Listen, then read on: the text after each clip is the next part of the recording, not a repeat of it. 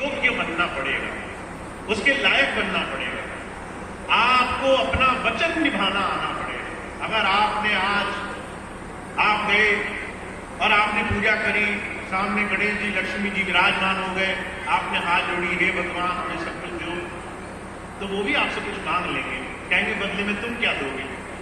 तो आपके पास देने के लिए कुछ नहीं होगा, क्योंकि आपने तो तैयारी नहीं करी है। आप तो एक तरफी रोड पर चल रहे हो, आपको लग रहा है वन वे है, सिर्फ मांगा जाएगा, उधर से वो कुछ नहीं मांगेंगे। जब आप मांगोगे तो वो भी मांगेंगे, वो मांगेंगे तुम बदले में क्या दोगे, तो आपको कुछ देना पड़ेगा। वो क्या चीजें होंगी? महाराज जी कहा करते थे, आपको अपने अंदर के दोष, अपने अंदर का छल, अपने अंदर का कपट, अपने अंदर का भ्रम, वो उस समय अर्पित करना पड़ेगा। अगर आपने भ्रम नहीं छोड़ा तो आप एक ही कतार में गोल गोल घूमते रहोगे। आपने दोष नहीं छोड़े, बुराइयां नहीं छोड़ी, तो आप अपने जीवन में आगे नहीं बढ़ सकते। हमारे स्वामी जी महाराज ने इसको बड़े साधारण शब्दों में कहा है। इसका मतलब होता है पात्रता धारण करना, योग्यता धारण करना। तुम जो पाना चाहते हो उसके लायक बनने लग जाओ। तुम चाहते हो तुम्हें बड़ा पद मिले, तो तुम बड़ा पद के योग्य बने कि नहीं बने, सिर्फ मांगने से नहीं होगा। तुम चाहते हो पैसा आए, तुम पैसा कमाने, तुम पैसा संभालने योग्य बने कि नहीं बने। तुम चाहते हो सुख आए, तो सुख संभालने योग्य बने कि नहीं बने। हमारे जीवन में गुरु हमें पात्र बनाने मात्र आता है। वो हमें ये नहीं कहता कि तुम्हें भगवान के ही दर्शन हो जाएंगे, वो कहता है तुम ऐसे योग्य बन जाओ कि ईश्वर को तुम्हें दर्शन देने पड़े, ईश्वर तुम्हारे हृदय में वास करे, तुम इस योग्य बन जाओ, तुम इस लायक बन जाओ कि भगवान तुम्हारे घर बैठे तुम्हें दर्शन देने आए। पर इसके लिए तुम्हें अपने जीवन में पात्रता धारण करनी पड़ेगी। पात्रता धारण करने के लिए कुछ बड़ी विशेष बातें हैं। सबसे पहली बात क्या है? आपको अपना वचन निभाना आना चाहिए। मान लीजिए मैंने आपको एक वादा किया कि मैं शाम को आपके घर आऊंगा और मैं शाम तक आपको इंतजार कराता रहूं, शाम को जब समय हो आने का तो मैं घर ना आऊं, आप बहुत दुखी हो जाएं, आप मुझे फोन मिलाएं, आप कहें भैया जी आपको तो आना था, आप आए नहीं, तो मैं कहूं अरे मैं तो भूल गया, मैं बताना भूल गया, मैं कहीं और व्यस्त हूं, नहीं आ पाऊं, तो आपको दुख होगा। अगले दिन आप फिर मेरा इंतजार करें, मैं फिर वैसे ही आपको धोखा दे दूं। तीसरे दिन फिर इंतजार करें, मैं फिर धोखा दे दूं, तो चौथे दिन आपका विश्वास हट जाएगा मेरे से। आप कहेंगे ये सिर्फ कहते हैं करते नहीं है। कहा कहते हैं करते नहीं, मुंह के बड़े लबार, तिनके मुख काले होंगे ये सतगुरु के दरबार। अगर हम सिर्फ कहते हैं, अगर वचन नहीं निभाते, तो वो ईश्वर हमें पहचान जाता है, कहता है ये सिर्फ खाली बातें करेगा, ये काम पूरा नहीं करेगा, ये सिर्फ खोखली बातें करेगा, ये सिर्फ मक्खन लगाएगा, ये सिर्फ ऊपर ऊपर से बात करेगा, अंदर से बनकर नहीं दिखाएगा।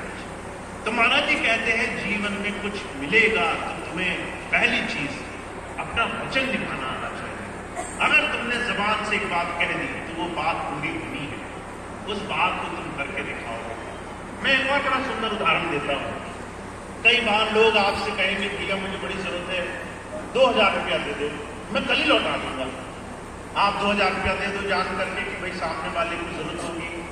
2000 क्या है, कुछ नहीं है, 2000 आपने दे दिए। वो आदमी आपसे पैसा ले गया, उसके बाद से उसने आपको शक्ल दिखानी बंद कर दी। आप मिले तो नजर चुरानी शुरू कर दी।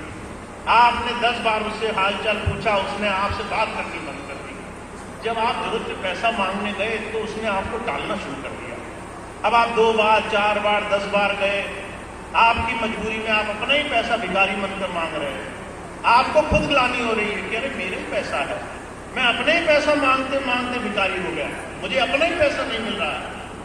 जब वो आदमी आपको इतना टाल देता है, इतना टरका देता है, तो उसके बाद तब आपका विश्वास अंदर से उसके लिए भाव खत्म हो जाता है। उसके बाद वो आदमी दोबारा आ जाए कुछ समय के बाद कि भैया 2000 की और जरूरत है, तो क्या दोगे आप उसे? क्या वो दोबारा से आप पैसा दोगे उसे?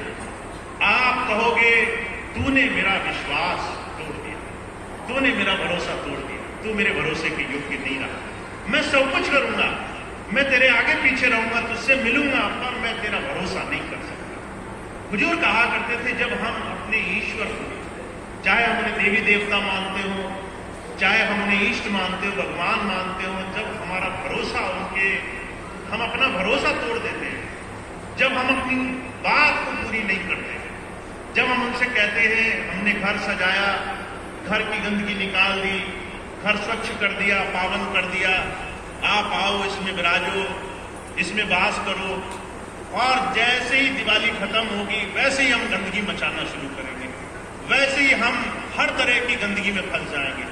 तो महाराज जी कहा करते थे लक्ष्मी को सिर्फ दिवाली के दिन नहीं आना होता, दिवाली के दिन से बाकी के सारे जीवन आना होता है। वो अगले दिन कहेगी अरे ये तो बहुत बात का खरा नहीं उतरा, ये तो कहा कुछ करा कुछ, एक दिन खूब पूजा करी, खूब घर सजाया, अगले दिन से इसने जो तबाही मचाई है, इसके घर नहीं जाना है, इसके घर नहीं पहुंचना है। तो जो कहा करते थे पात्रता हमें दर्शाती है, जब आप कुछ पाना चाहते हो तो आपके अपने जीवन को नए स्तर तक पहुंचाना होता है, आपको अपने कद से ऊपर खड़ा होना होता है, आपको अपने आप को और ऊंचा बनाने के लिए संकल्प लेना होता है, आपको अपने आप से व्रत लेना होता है कि मैंने आज ये गांठ बांध दी, आज के बाद ये गांठ नहीं खुलेगी। मैंने कह दिया मैं निंदा, चुगली, द्वेष, बुराई, क्रोध, ईर्ष्या, जलन, ये सारी चीजें मेरे चरित्र का हिस्सा नहीं हो सकती हैं। तो मैंने गांठ बांध ली, आज के बाद में से घुसने नहीं।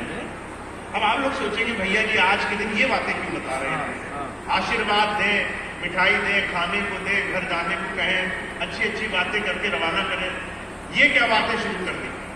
मैं आपको सिर्फ वो बात बताना चाहता हूं जो आजीवन आपके अंग संग रहेगी, वो बात जो आपकी दिवाली को हर दिन दिवाली बना देगी, हर दिन आपके जीवन को सुखमय कर देगी, हर दिन आपको गुरु की कृपा का पात्र बना देगा। आपको दोबारा मांगना नहीं पड़ेगा, आप ऐसे बन जाओगे जहां गुरु खुद देने के लिए आपके दरवाजे खड़ा रहेगा। इसलिए कबीर साहब कहा करते थे कि हमारे जीवन में हमें ऐसा हो जाना है, तार कबीरा मन निर्मल भया जैसे गंगा नीर, पीछे पीछे हर फिरे कहत कबीर कबीर।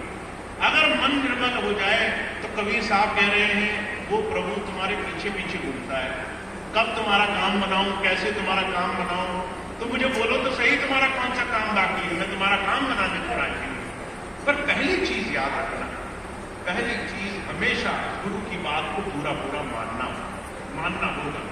तुम कैसे गुरु की बात को जीवन में धारण कर पाते हो। मैं एक छोटी सी घटना सुनाकर अपनी बात समाप्त करूंगा।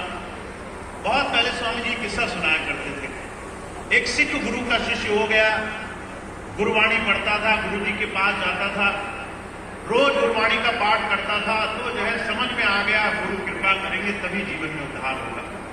एक दिन शाम को वापस आने लगा, उसने देखा पास के खेत में, खेत बड़ा पका हुआ है, फल बड़े मीठे मीठे लग रहे हैं, मन में लालच आ गया।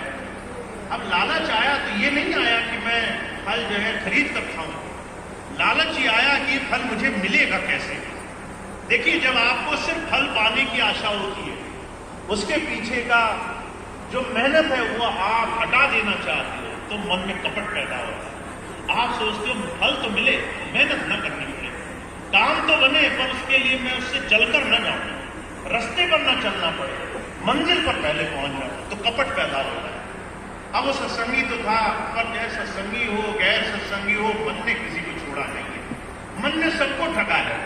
मन जितना कोई सत्संगी हो जाता है उतना ज्यादा उसकी ठगी करने बैठ जाता है। एक आम दुनियादार को मन कम ठगता है, एक सत्संगी को ज्यादा ठग लेना चाहता है, क्योंकि वो उसके हाथ से बच न जाए। वो गुरु के दरबार में जाकर हमेशा हमेशा के लिए मन से